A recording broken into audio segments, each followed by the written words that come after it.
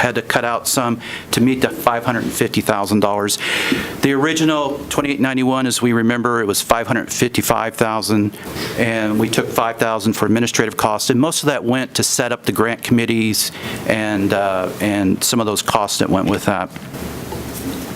So I'd like to just real briefly, and you can set your timer if you want, but just go talk about the awards, who got them, and kind of what that, where that money's going. And I also want to say that as our agency felt the urgency and the priority to say, this committee, legislature, give us this money. We wanted to get this done and deploy the money and start really working on what the needs of our Oregon veterans are out there. So this was a pretty quick turnaround for us, and I just wanted to bring that out for our folks in the audience and my staff members, that we really felt that sense of responsibility for this and the next grant that we'll talk about.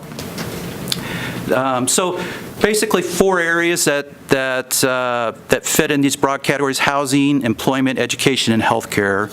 And just a highlight of some of the folks. You have the full list that we've given out. But I'll just kind of go over. There's a few that I want to talk about. One of them is NARA, which is a Native American rehabilitation. They're one of our grantees, and they work with Native Americans in urban settings. And their money is going to work with homeless and then help connect for mental health and healthcare and housing. So Polk County was a recipient, and that's to provide some basic service for homelessness, stable transitional housing, which is a great need in our state, and other services in a connection to the broader Polk County network that's there. And then lastly, I'd like to talk about St. Andrew Legal Clinic, who was a grant recipient, and that was a $50,000 grant to provide legal services to veterans. And I think that's a great, seeing what they're doing is a great lesson learned for all of us as we get our quarterly reports from the grantees to see what are they doing with the money. So that concludes just kind of an overview of what happened, how we came to this.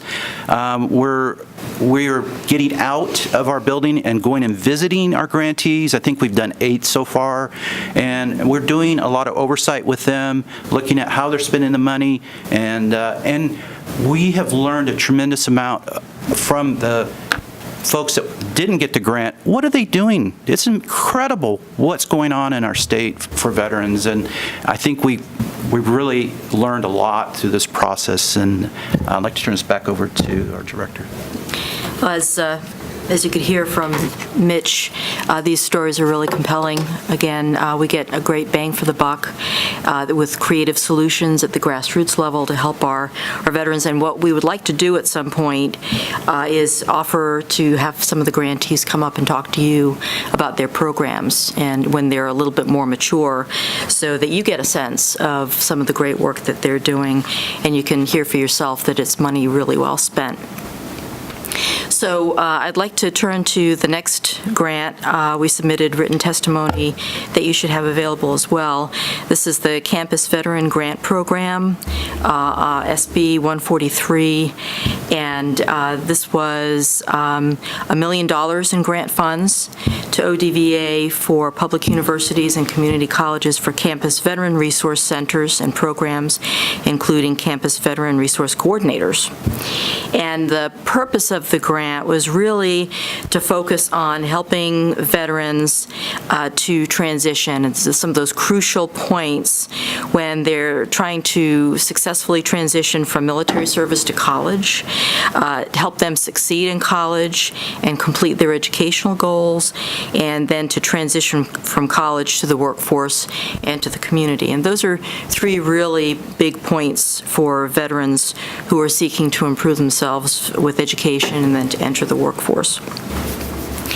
The uses of the grant funds were limited by SB 143 to expanding and enhancing existing campus veteran resource centers to a few key things. What I'd like to really highlight, though, is that one of the uses was to provide resources to college administrators, faculty, and staff to facilitate their understanding and appreciation of the strengths, the unique challenges, and the needs of veterans, because non-veterans often don't have that understanding. And therefore, if they don't understand, then they aren't in as good a position to help the veterans with these crucial transitions. We also could use it to recruit and employ campus veteran resource coordinators to serve as liaisons, to attract veterans to enroll in and attend programs at the colleges and universities, to provide assistance, guidance, and support to veterans in completing their educational goals, to refer campus veterans to local county veteran service officers for benefits, and to, in general, assist veterans in transitioning to work and community life. So the ODVA wrote the rules and then issued the request for grant proposals in October 2017 with a submission deadline of November 2017. And there was, again, just as with the previous grant, an evaluation committee that was formed consisting of 3 members of the Veterans Advisory Committee, 2 staff members from ODVA, and a member of the Oregon National Guard, an outside veteran, and a private university registrar. And so I think from this point, I'll turn it back over to Mitch to do more of the details. We had a really good response for this grant also. We had 14 schools out of the 25 apply for, this is for public Oregon universities and community colleges only.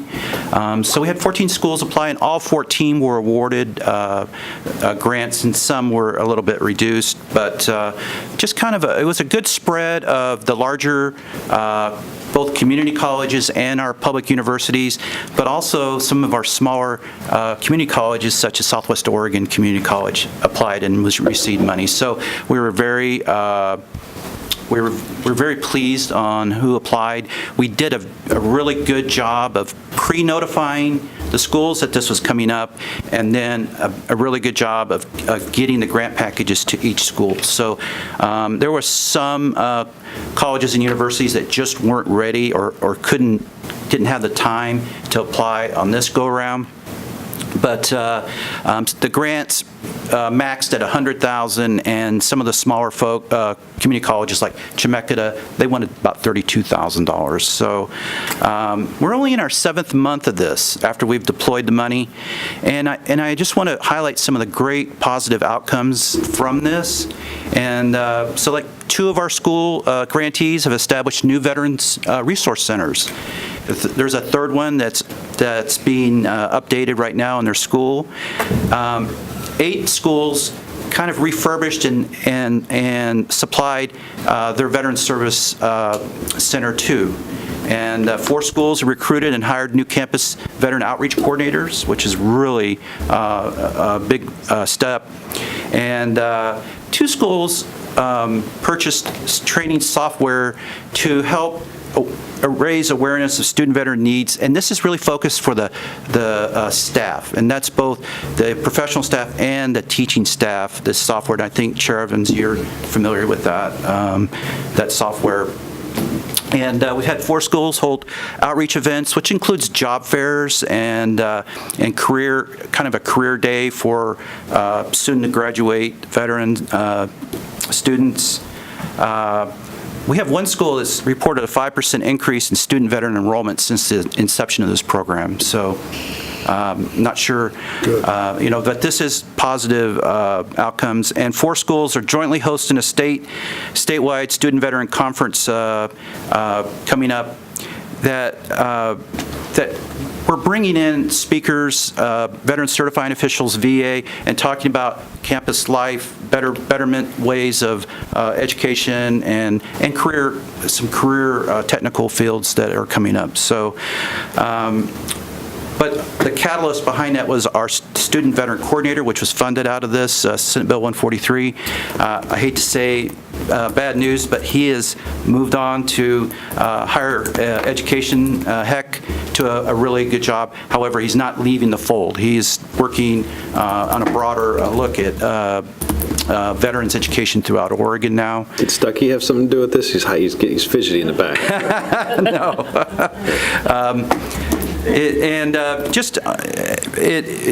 I think that we have a true opportunity is that there was a conference that was really targeted at veteran certifying officials, but there was also subcommittees and a big push to network the veteran resource coordinators, certifying officials, federal VA, HEC, to make a larger community of partners to help our student veterans. I think in this next year we're going to see a much broader pull together. I like to call it spinoff of advocacy. Any kind of good advocacy, we kind of have spinoffs where other people join in, and that includes Department of Labor, who's interested to help us to get looking at their future careers, and this has the great potential to really have the momentum that we wanted from the beginning of this program. And I want to turn that back over to the director. And playing off of that point about the momentum that we're building on this program and seeing that it really does hold a lot of promise, we're looking at expanding the program in the biennium of 2019-2021 because we do think that it's going to be highly successful.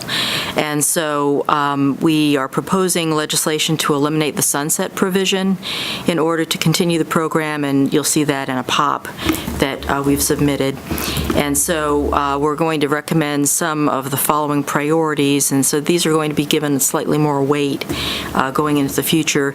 The Veterans Resource Coordinators, projects and activities oriented toward transitioning to the workforce, innovative projects to enhance student-veteran engagement, improvements or expansion of existing veteran resource centers, and to allow eligible schools which did not apply during the 2017-2019 biennium to apply for grant funds.